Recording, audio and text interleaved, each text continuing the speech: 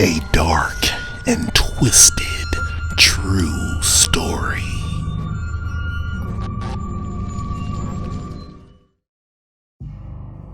"3:26 in the morning, and I was working late at the local diner.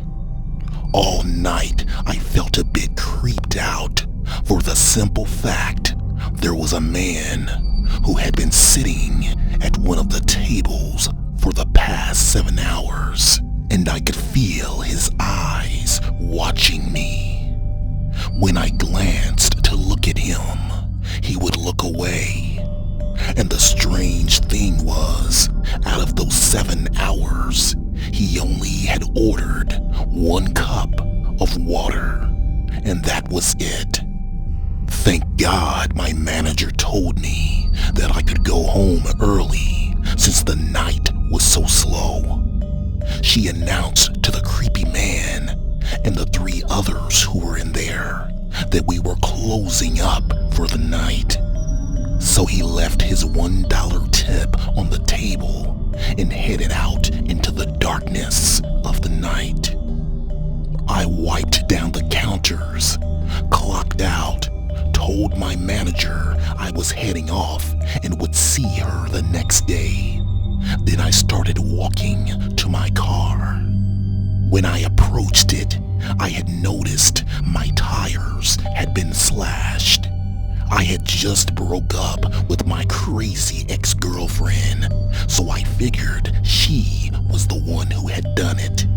I said screw it, so I called an Uber to come pick me up. A few short minutes had passed, and my Uber had arrived. "Thank you so much for picking me up." "No problem," he replied, his voice deep and gritty. I could not see his face, only his eyes in the rearview mirror, and his eyes looked somewhat familiar. I tried to make small talk with him, but the only thing he would talk about was his dead wife. "Are you getting ready for the holidays?" I said.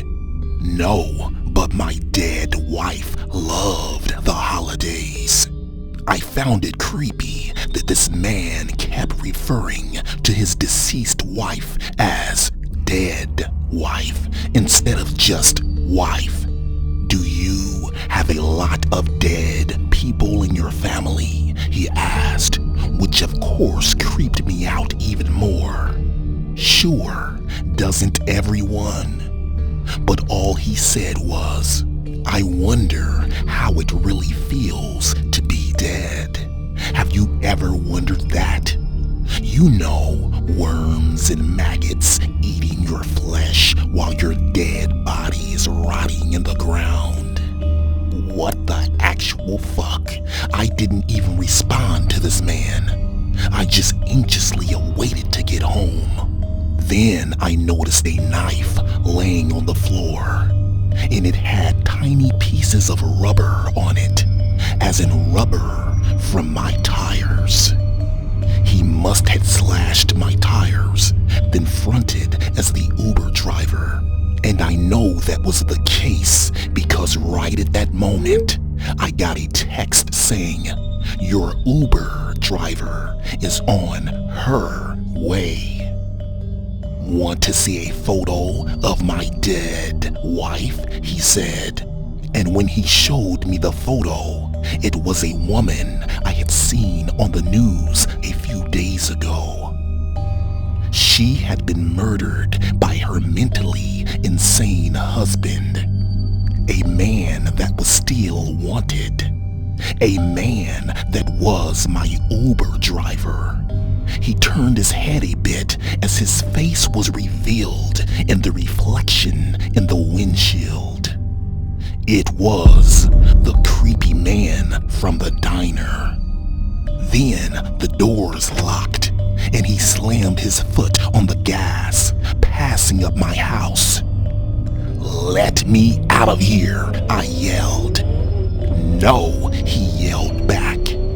Then he ran a red light, and thank God he did, before I knew it, we were being pulled over by the cops.